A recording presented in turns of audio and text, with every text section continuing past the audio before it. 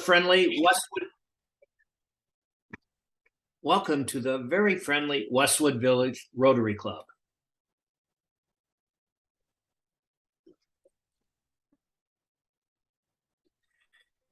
Our four-way test of the things we think, say, or do. Is it the truth? Is it fair to all concerned? Will it build goodwill and better friendship? Will it be beneficial to all concerned? Before I start the pledge, I think maybe we should send the four-way test to all of our politicians. Maybe they can benefit from it. Chris, will you lead us in the pledge? I don't know who Chris Bardford is, but Chris Bradford will certainly lead you in the pledge, President Chris. Thank you. Please put your hand over your heart. Repeat after me. I pledge allegiance to the flag of the United States of America and to the republic for which it stands, one nation under God, indivisible, with liberty and justice for all.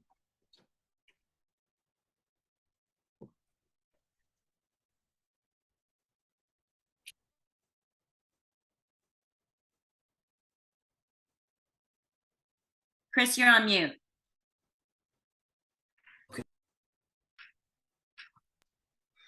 Allie, will you give us the thought of the day, please? Yes. And I also have my bell if you'd like me to ring it at the end. I have mine too. It's just in the other room and I will find it. Thank you. All right. I'm thankful for Cozette being our program today. And I'm thankful for, of course, our very special Westwood Village Rotary Club community. And I just want to take a moment today and share something from our Rotary four-way test booklet from our own club.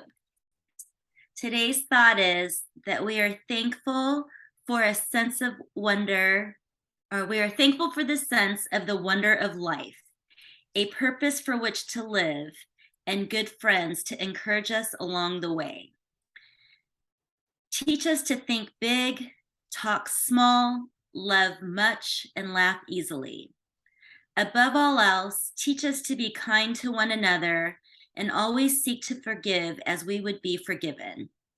Help us to do some good this week and to someone who can't return it. Amen. Thank you. I like that thought.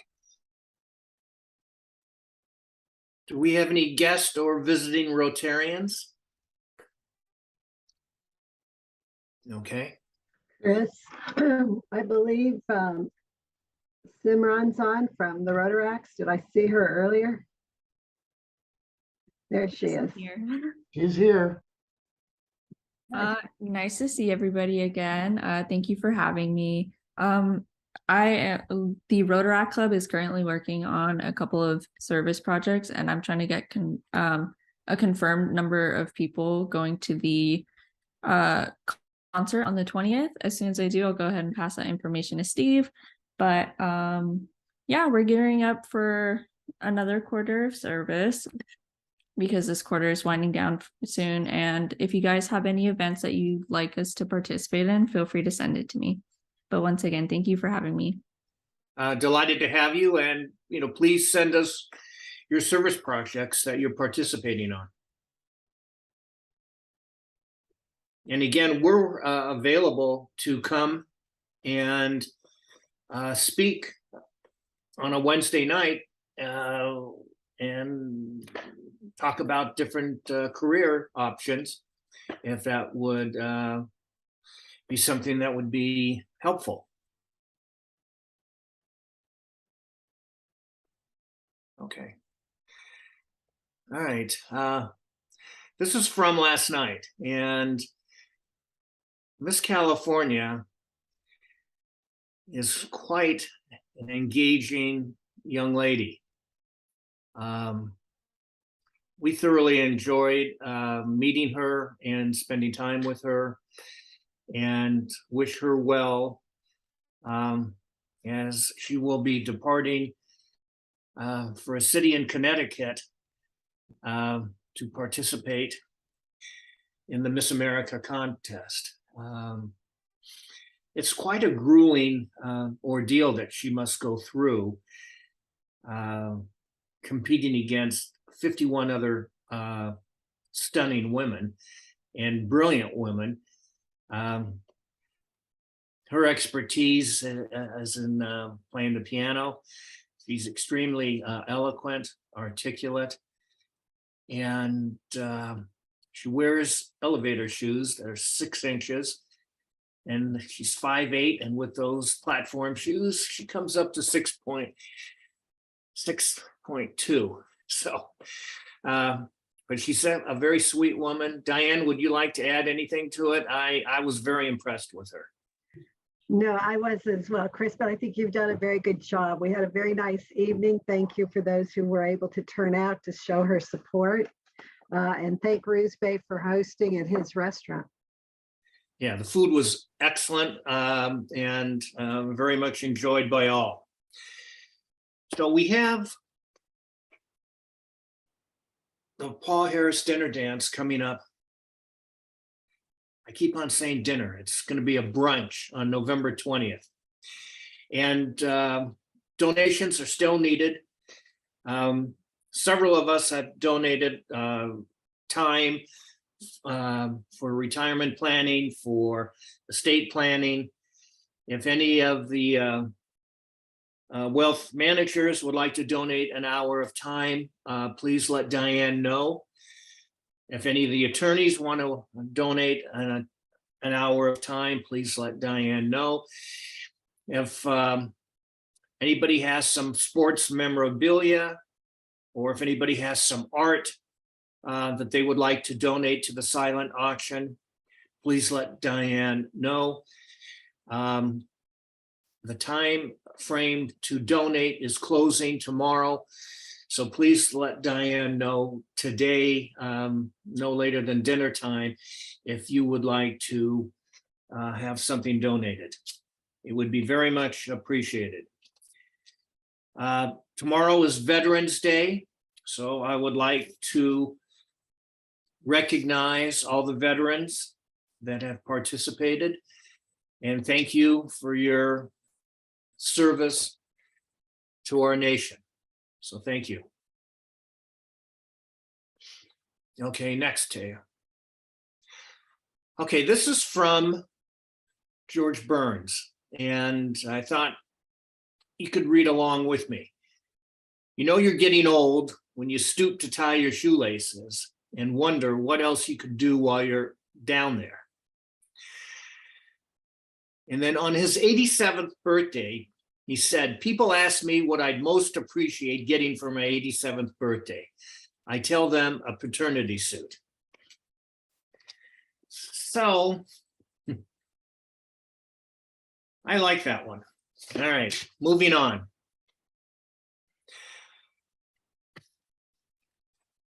Diane, will you introduce Cozette, please? Absolutely, President Chris. Thank you. So our speaker today is past district governor for District 5280 and Westchester Rotarian for close to now 30 years, Cozette Vegari. And she needs really no introduction. We all know who she is. We know she graduated, unfortunately, to us from USC and University of West LA Law School. Cozette has worked as an academic counselor and adjunct law professor, as well as currently is a practicing attorney with her own law firm, which she established in 1996. Cozette is a board member and U.S. representative to Rotary Worldwide Action Group Against Slavery. And as DG in 2017-2018, she chartered a new cause-based Rotary Club, Rotarians Fighting Human Trafficking. Today, she will speak to us about human trafficking. Let's give a warm welcome to one of our favorite people, past District Governor Cozette. Thank you, Diane, and thank you for reaching out, both Chris and Diane, and inviting me to speak today on this issue. And very excited about the focus under Chris's leadership, pursuing the issue and raising awareness regarding human trafficking. So thank you for giving me the opportunity, and I am here, as Chris knows, Diane knows, to help in whatever way I can to make introductions or to provide information, etc. So I'm starting my stopwatch because, you know, past district governors tend to talk a lot, so I'm tracking myself. Anyway, let's try setting up. Now I'm going to see if I'm going to share my screen. And let's see, here we go. Let's see if this, and can you see my screen? Need one more click. Yeah, I know that, but I just want to make sure. Can you see it? Yes. Yes. Okay, I will start the slideshow then. Although that just popped in. Hold on 1 second. It's in my way to get to the, okay, there we go. Do you see it well enough now? Do you see the slide? Yeah. Perfect. Yes. Okay, great.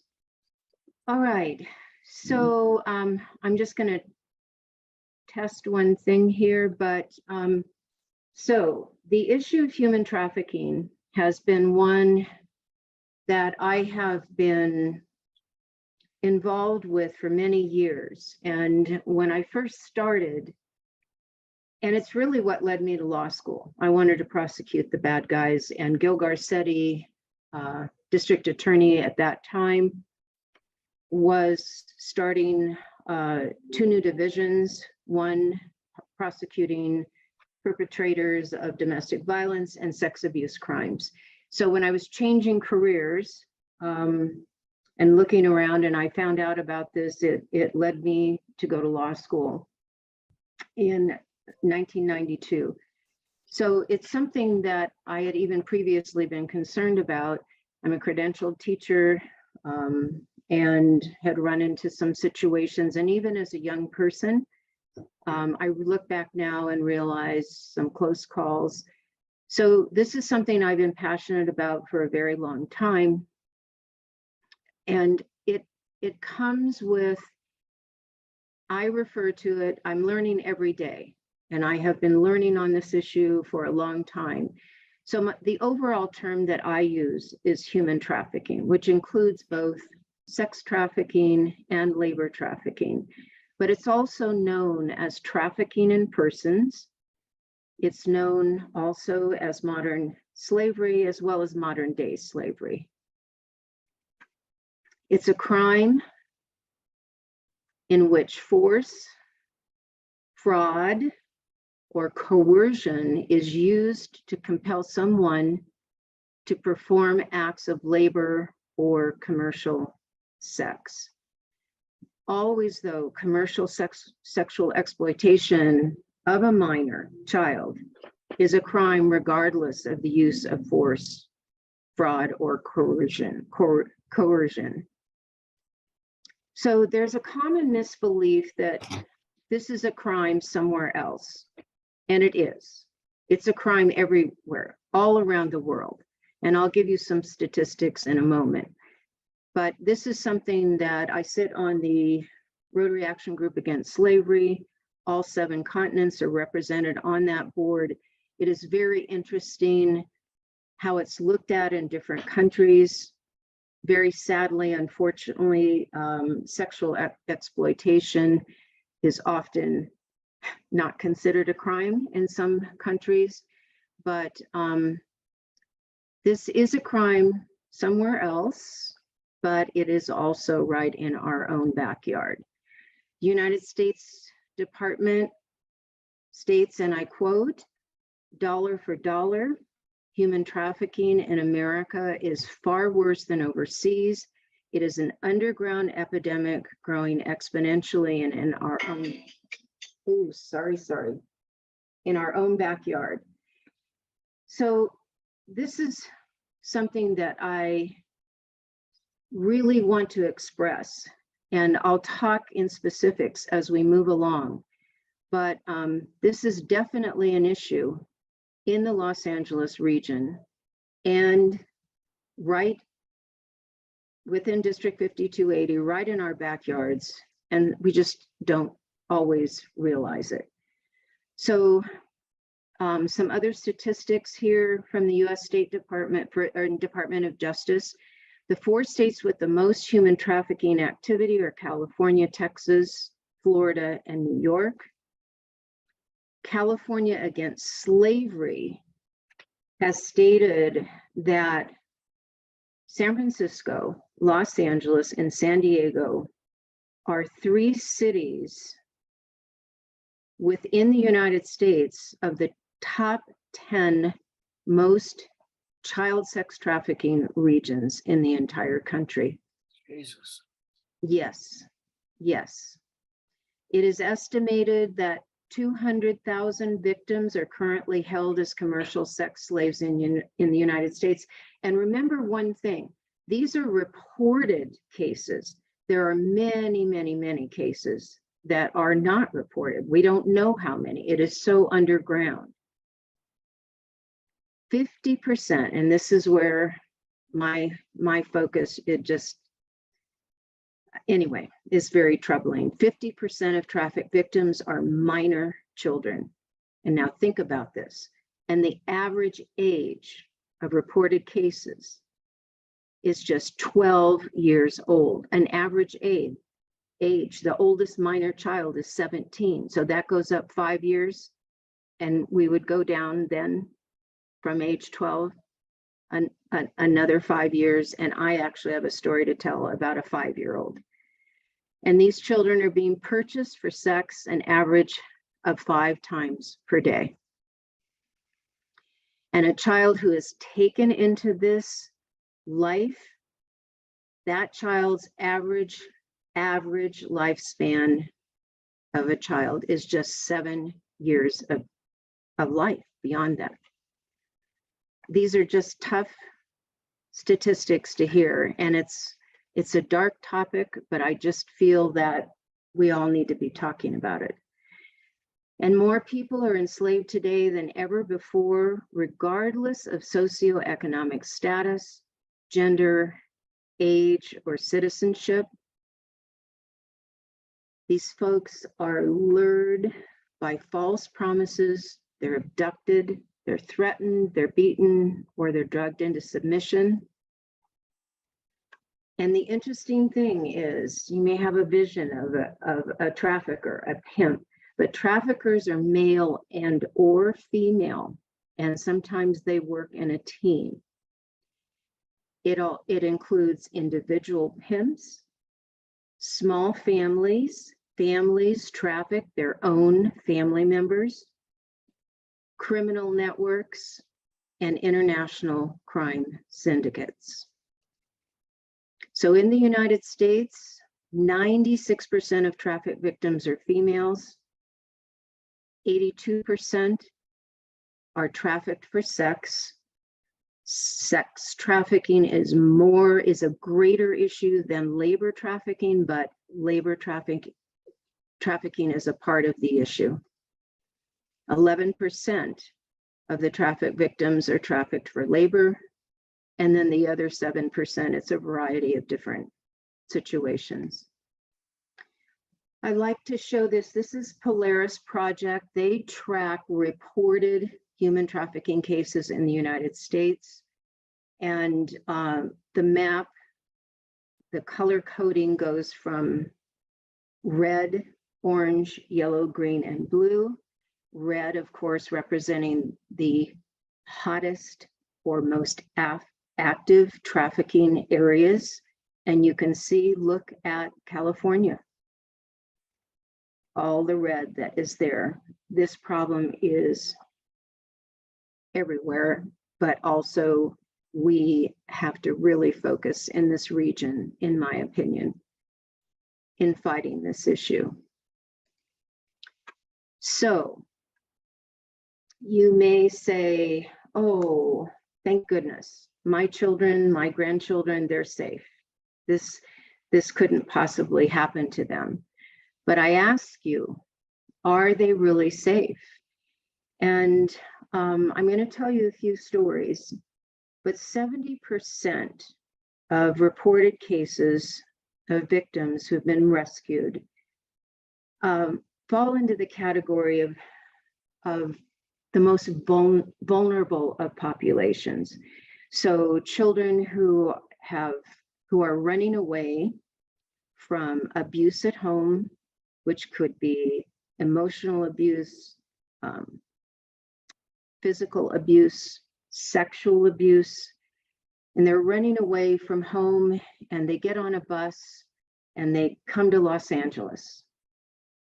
They get off at the bus station in downtown LA, and the pimps are lined up looking for unaccompanied minors. They see a child get off that bus that doesn't have a parent or another adult accompanying them, and they approach that child and say, do you need a place to stay? Are you hungry? Can I have a place for you to come, and you'll be safe, and I can feed you, you'll have a roof over your head.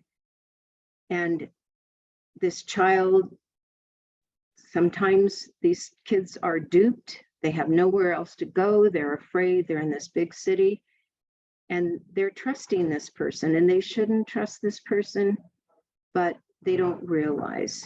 And so these children, before they know it, they are trapped, they are abused, and they are sold.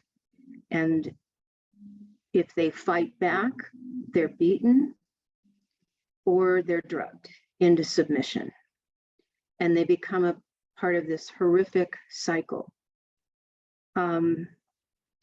Children who are taken away from their parents, their families, maybe a single parent, through the court system because a parent or parents have been reported to Children and Family Services, and the court finds the parent or the parents unfit and places that child in foster care. This child is so vulnerable as well and is often recruited out of foster care. And once a child is recruited out of foster care, they also go after, they use that child to recruit their foster siblings. And these are the children that most often foster care and runaways are falling into this situation because they're alone, they're afraid. Most of them have been abused. They don't understand what a normal life is like. And so they this is what makes up the 70% of the victims. And to tell you a couple of stories, I'm going to tell you the story of 4 different victims. And I'm going to start first with a couple that fall into this 70% category. There was a child who was 5 years old, lived with her mother. Biological father was not in the picture. Mother was an addict. And someone reported the situation, and should have been reported, that this child just was being neglected. And so this went through, it was reported to Children and Family Services and went to the Children's Court, and this child was removed from the mother's custody. They located the biological father and gave him full custody. This is when the child was 5 years old. I met her, she's 10 now, but when she was 8, an extended family member figured out that the father was selling his child from age 5 to age 8 for sex to make money for himself. And now this child, she was rescued out of that situation. And she is suffering terribly from PTSD. And it's just heartbreaking because we don't even know if she's really got a chance here, but everybody's working hard. She's surrounded by nonprofits and services that the government supplies, but it's a tough, very tough situation. And another story, this young woman I've met, she works for a nonprofit in this area of working with survivors of trafficking. She was abducted when she was 13, a teenager. And by the time she was 17, she wasn't rescued until after she was in her early 20s. But by the time she was 17, she was only allowed to sleep 4 hours a day. And she was scheduled and was what I refer to, but she was sold and essentially raped 7 times a day and was on a schedule every single day. Now we talked about the 70%, but what about the 30% and our feeling that our families, we're Rotarians, we have good families, we're good parents for our children, we're good grandparents for our grandchildren. This couldn't possibly happen to them. But 30% of victims are actually lured in through social media and the internet and the dark net.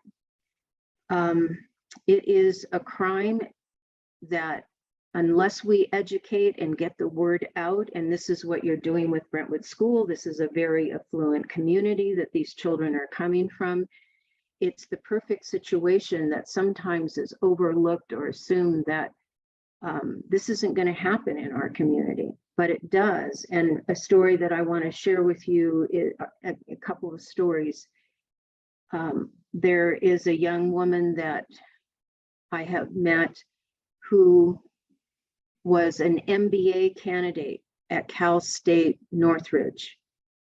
And she was very cautious. She had met this young man online and would not go out to dinner with him for a couple of months. They communicated through social media. They communicated online, through emails, phone calls, texting, etc.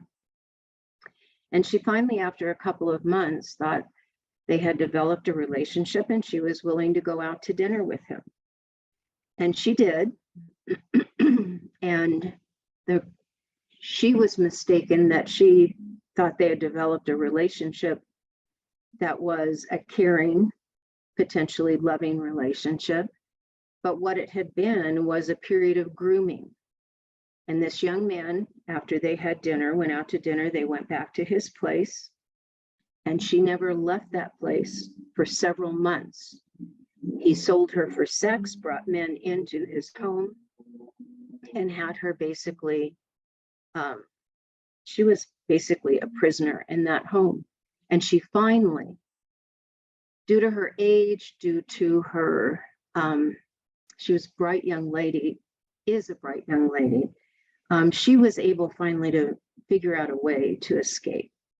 And now she's working with a nonprofit that works with victims and survivors. And we hope to turn them into thrivers and give them a hand up and a way to get out and start over again. But this is a woman that I heard her speak the first time I met her. And she feels such shame that how could she, an MBA candidate, coming from a very a wonderful family, intact family, professional folks, and how could she have possibly been lured into the situation and not understood what was happening?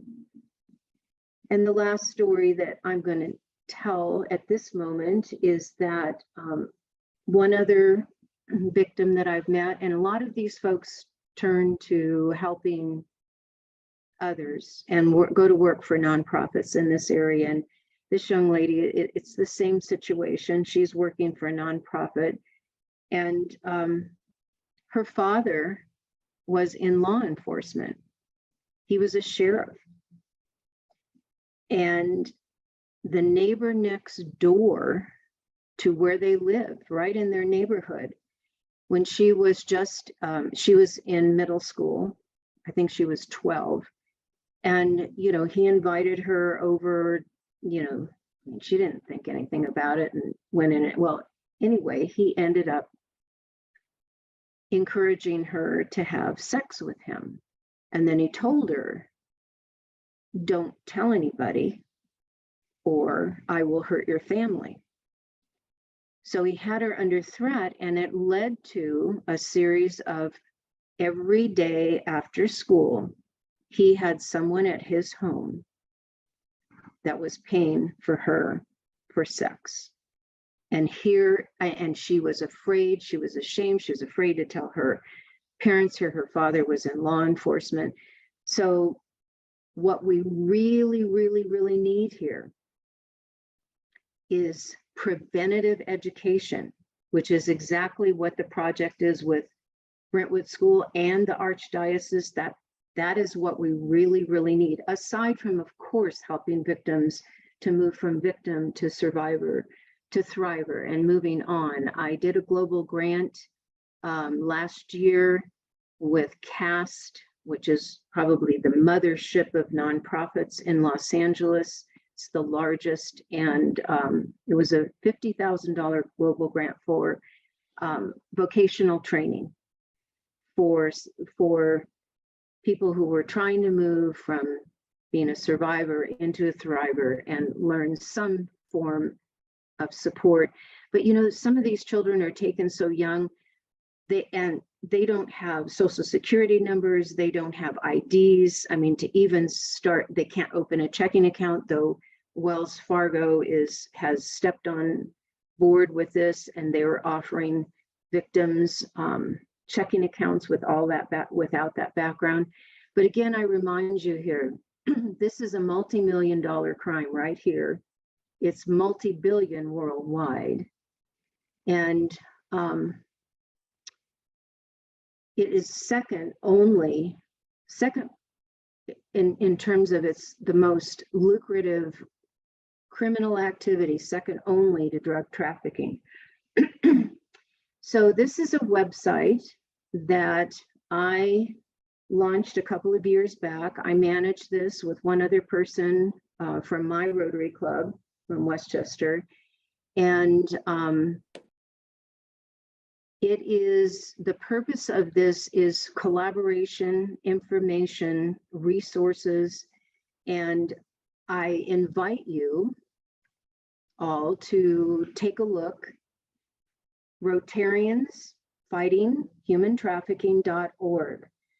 Take a look at this website when you have time. And I'm inviting your club to join as a partner. The people who have joined this website are Rotary clubs, Rotary districts, nonprofit organizations who are collaborating along with law enforcement and elected officials to help victims move down the path again to a survivor and finally a thriver, both in sex trafficking and labor trafficking. So I'm proud to say that we have today, after I launched this a couple of years back, right after my governor year was finished, and then I took a few months to set this all up. So we have 32 nonprofit organizations who are partners, and we list them. You'll see this if you explore the website, RotariansFightingHumanTrafficking.org. This is under About Us, and this grows every day. I work on this every single day, and I meet people from many different, and it's expanded. My focus was Los Angeles. It's expanded throughout the state. It's expanded across the United States, and I actually have some international partners as well.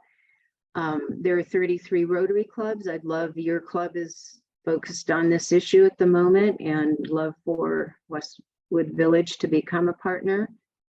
We have 7 Rotary districts, and then the Rotary Action Group Against Slavery, which is an international group.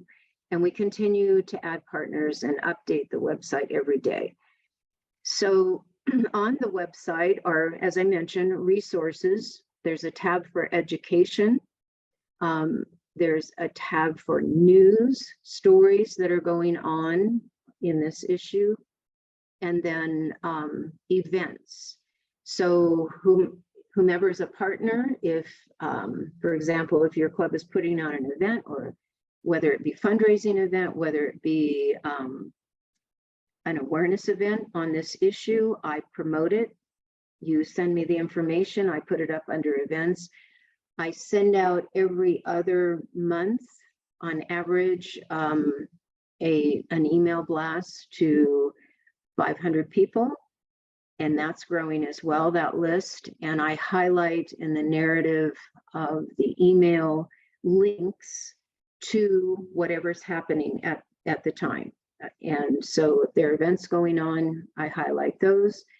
And then also, if your club then does a project and you send me sort of a quick paragraph and a couple pictures of, I will post it under Rotarians in Action.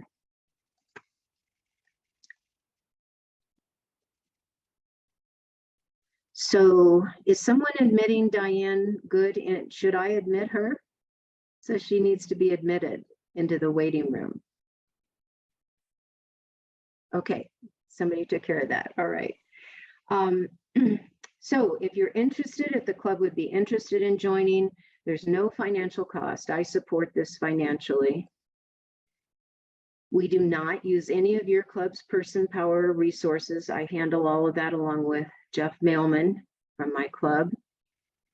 He's fantastic, a fantastic support as my webmaster. And then your club would be listed as a partner under About Us. And under that, we would put a link to your club's website. And then along with any nonprofits you might be working with, then we would list them under resources and as partners, and would put a link to their websites as well. So it's all about, excuse me, collaboration. And then again, the events and the projects, we would support you if anything that you are doing in this arena. Happy to do that. You just get in touch with me. I believe that most of you already know, but we just celebrated the 2nd year anniversary of the Cause-Based Club. We were the first Cause-Based Club in the district. I did not join this club. I'm an advisor to this club, but the Rotary Club of District 5280, Rotarians Fighting Human Trafficking.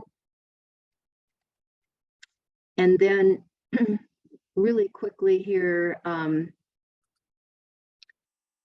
in January, every year, January, it is National Human Trafficking Prevention Month.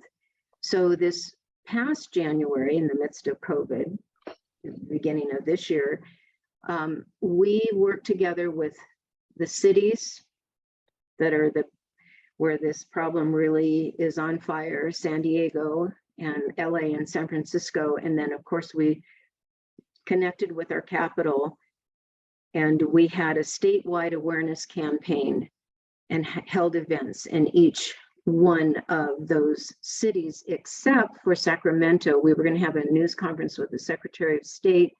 COVID shut it down twice. And then by the time we got to try to schedule the 3rd date, which was all the way now by then into April, the Capitol building is under construction now. So we've postponed that, but this was a statewide campaign and awareness raising campaign. And from that, I developed a call to action and a graphic. So we did get to hold all of our events in Los Angeles, San Diego, and San Francisco. And this was the thread that we carried through, which was, and which is my call to action, if you're interested in helping in any way or doing something about this, my call is be a seed of hope. And the little plants represent, the smallest one is someone who has been rescued, a victim, and we just try to help them sprout, and then they move on to survivor, and then finally moving up to becoming a thriver. And how can we help? How can we be the seed? So I took the word seed and broke it down.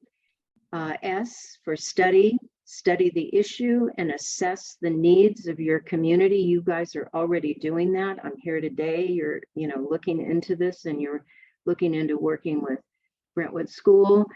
And then engage, the first E, engage others by sharing information.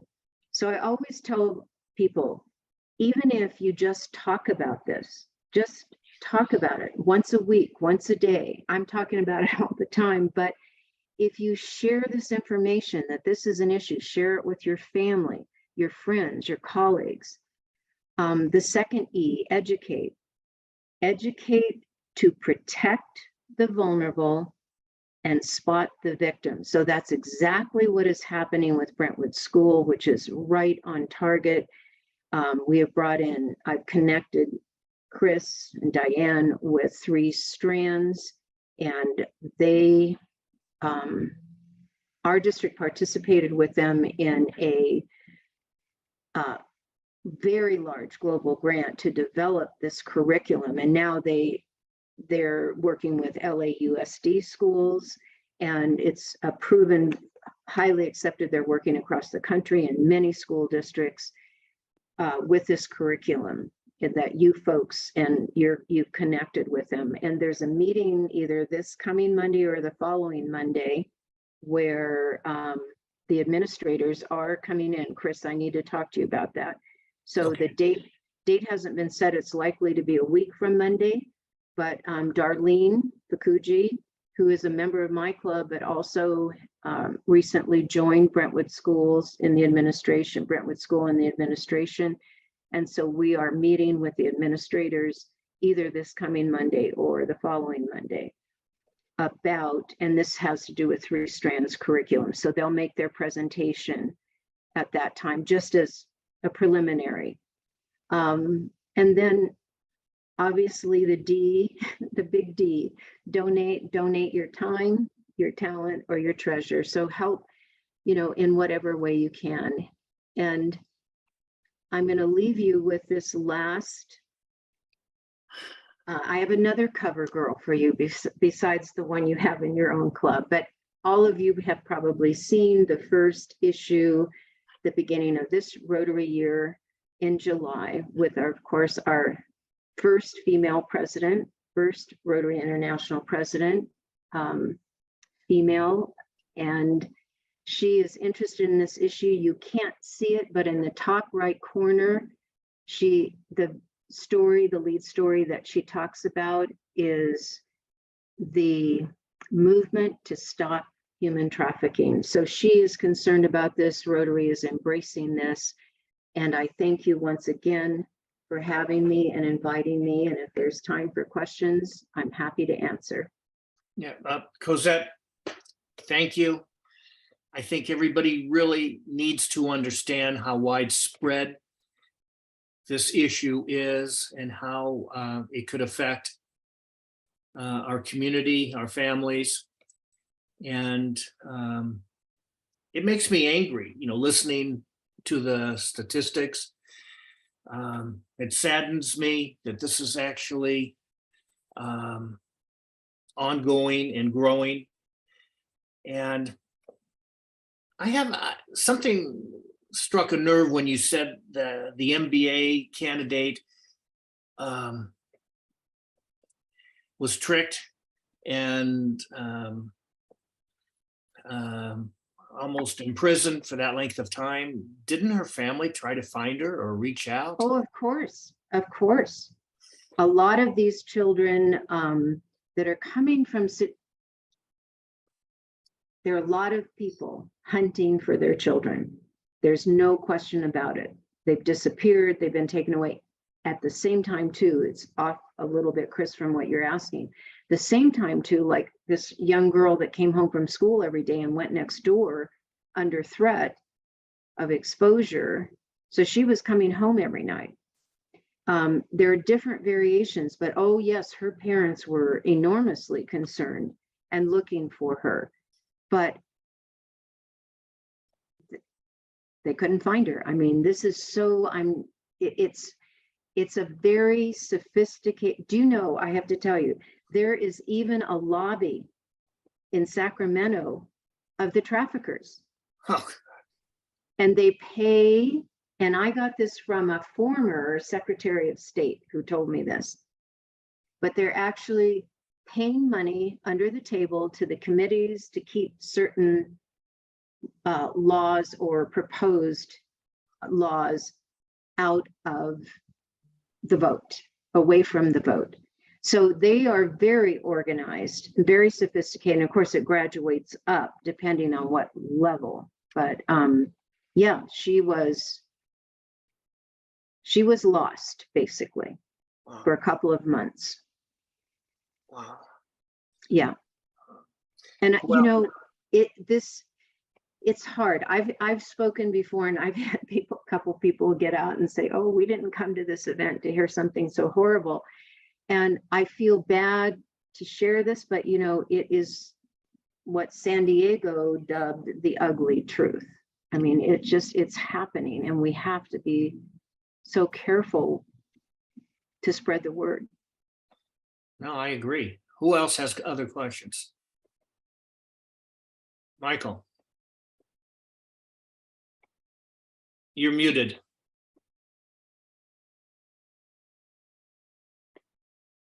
Michael, you're muted. Okay. Cozette, with the educational part, what I'm struggling to visualize or understand is when we are talking, or your educational programs are talking to, let's say, middle school or high school students, what is the answer that can be given to them, or the instruction, like this girl whose father was in law enforcement and was threatened so? How can you teach somebody? I mean, I know there's gangs, and I know they really could do harm to families. What's the solution in teaching there? What's communicated that if you're threatened, how do you tell somebody to overcome that? Well, I think the first thing with the curriculum, and again, you're going to be right on the edges. You'll probably be able to eventually see this platform. It's an amazing platform that Three Strands has. There are others out there, but this is definitely geared toward teaching, and it's teaching children, it's teaching parents, and it's teaching faculty how to recognize these potential threats that are out there, and how to be aware, and then how to recognize possibly somebody who's even going to school sitting next to you, and what sign might there be that they're being trafficked. So this is well thought out curriculum, and it's grade, it's age appropriate. So it's, you know, to simplify it, way oversimplified it. But when I was raising my children, I mean, my kids in the beginning, by the end, I was not letting them ride their bikes to school because some things had happened. But, you know, I walked to school when I was 5 by myself. And then our kids, you know, my sons rode their bikes to school. But you were always telling them, don't talk to a stranger, don't get into a car. And now we have, you know, social media, and I'm sure you've heard, you know, broadcast media is very behind. Television and film are really bringing these topics out in their plots. Broadcast media, the advertisers don't like it too much, but you've probably heard the term sexploitation, and it's been on the news actually lately, where through social media, they think they're talking to some other peer, and they exchange little photos and of one another that very quickly are used as a threat. Send me more, send me more. And it just, so I know I'm sort of dancing around, Michael, and you'll see this. I'm sure your club is going to have an opportunity to really see this platform that's rolled out. But and I didn't. I can interject. I've seen it, Okay. Michael, and it's brilliant. In fact, it's so good. I was really speechless going through it. They have mem cartoons, age appropriate, telling you what to do. What really struck me, and I'll turn this back to you, Cozette, is the definition of a trusted adult. Tell them what a trusted adult is, please. Well, and I can't verbatim say that, but the point is that the kids do learn about what it is, that the characteristics of a trusted adult, and they learn about what's appropriate touching. There are several different categories, and it's presented in such an age-appropriate way that it's raising awareness. And the children, these students now, this is curriculum that's going all the way through, and so they graduate through this program. But a little innocent child just doesn't think. Somebody, here, do you want some candy? I mean, the old way that people would lure children in. And I remember being stopped as a 12-year-old. And I was with a little girlfriend. We walking home from playing tennis at the park, and this guy pulls over. And I look back at that. I had no clue at the time. I thought he was weird, and I thought it was weird, and we stayed away. But it just emphasizes who cannot be trusted, and what are the things that might be said to you, or how someone might touch you or make suggestions, etc. Does that answer, Michael? Partly, yeah. I'll take it one step further. A trusted adult does not denote your parents.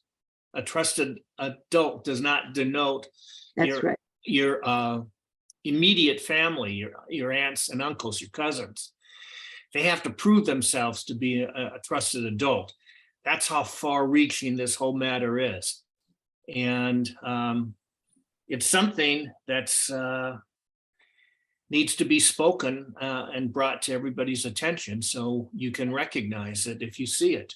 And Chris, yeah, that's where you were going, which is a very important point. When I was teaching high school, I had a young lady but the second time she came to school with bruises, she actually had a black eye. And so I said something to her. Now, this is way back. This is 50 years ago. But, and it was not, domestic violence was not a mandated, you didn't have to report it back then. It was not mandated reporting. Like nowadays, doctors, nurses, faculty, are mandated to report this kind of thing. And so, but I did report it to our school counselor, and they brought the parents in. And you would think, okay, parents, but it's the same thing. There's a parallel here with trafficking. They should be the ones that the kids should be able to trust. And so after that meeting, the father came to my classroom and told me to mind my own business. Mm-hmm. And about a week later, she came in again and had, bruises all over her. And so at the time in Florida, they were coming up. So you talk about, this doesn't necessarily mean for a child when they're being told who is a trusted adult and what is that behavior. They're maybe learning, they've lived with this. They don't realize there's something wrong. This is like how everybody's treated. So this tells them that this adult, even though this parent, it might be a parent, and they don't say it quite so directly, is not someone you can really trust. So anyway, she was finally wanting help, wanting out. She didn't know what to do. And in Florida at the time, they had passed a law where they were emancipating minor children. Children could go in to become emancipated. And I connected her with a lawyer, and she was emancipated. At the time, she was about 16. And we took it from there, but she was being abused, and there was, the school tried to say something to them. So it can be a parent that can even be trafficking. You go a step further, can be trafficking that child. And so it's teaching them what behaviors, what activities of people that are around them are the right kinds of touching or actions that can be trusted. And if that's happening to you, then you need to report it to a teacher or to a counselor or to some other adult that something is happening in your home. And again, they grow up thinking that this is the way life is. Right. We have time for one other question. Allie? I saw Marcia's hand up though. Marcia, do you have one? I don't want to usurp you. Oh, well, that's okay. I was just going to quickly say, I want to show this recording to my friends. Wait, I have a question. I don't want to ask a question. Mhm. So Cozette, my kids go to Hamilton High in LAUSD. And my daughter said something to me. I don't know if it was like something she saw on social media or something that they had heard in a presentation, but she came home talking about how people put zip ties on like a car handle or on the back of a car to signify that there's trafficking happening or something like that. And I was so confused, you know what I mean? And I don't think she could articulate because she even understands the gravity. Sure. But have you? Well, one thing I would ask for sure of Hamilton, that's the performing arts school, right? Hamilton? Yes, but she's in the humanities, but they do have the Okay, campus. but yeah, performing arts magnet. Well, I would talk with the school, number one, to see if they are I think parents would be made aware if they were starting to talk about this. So maybe she's heard about this. There are signs, and I'm working with a nonprofit right now, and we're working to raise awareness. There is a new sign that they're trying to also spread awareness so that and get this information out to everybody, so that if somebody becomes a victim, there's a way of using the hand that indicates that they're being trafficked. Now, to be honest, and I learn every day, I've not heard about zip ties being put on, car doors as a signal. I'm going to look into that. You've brought something new to my attention, something I haven't heard of, but they are trying to get the word out and teach this common universal sign that a child or a young adult, could use to share. I have a video where there's a child at Disneyland who gets picked up. Her mother's waiting for the food, and she wanders off, and then somebody takes her. But she was saved because of this sign. But anyway, is that the dot in the hand? No, it's almost like the Hawaii thing that you have seen. We all know this from Hawaii, but it's turned down, and you twist your hand this way. Anyway, it's being pushed out into the public to try to make people aware so that you might see something. So report something, do something, Okay. Well, thank you again. All right, Marcia. Well, thank you. Oh, I was just going to say, I'm going to show the video to some friends who are working on, we've been asked to do a project on domestic abuse. And I think in some of the domestic abuse is guys, either boyfriends or husbands, trafficking their own girlfriend or whatever.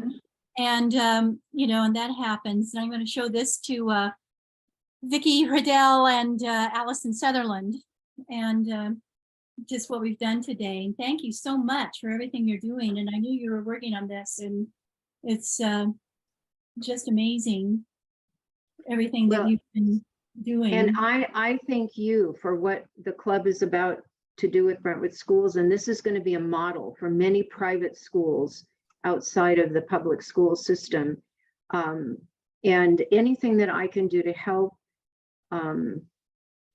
just call on me. I promise you, I plan to. But thank you for this excellent presentation. Thank you for educating us. And I will be talking to our board to make sure that we can become a member, our club. And anybody else has any other questions, please reach out to me, Diane. Chris, Yes, Gordon. Gordon. I just encourage you to talk to the club about what the club is doing. For those of us who are not on the board of directors right at the moment, so we know what's happening with Brentwood School. Thanks.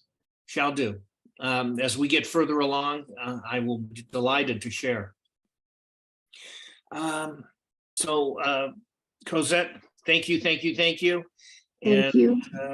we hope to have many more progress reports in the future. Next week, we have someone who will be speaking. His name is Dr. Cody Azari.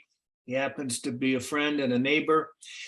And he is a UCLA hand surgeon. And I think he's got some pretty incredible stories to share with the club. I hope that you will all be there next Thursday. Does anyone else have anything else to say before Allie rings the bell? We're in person next week, right? We are in person next week. Thank you. Go ahead, Allie. You're mute. Mute. Yeah. Okay. All right. Thank you. We are dismissed.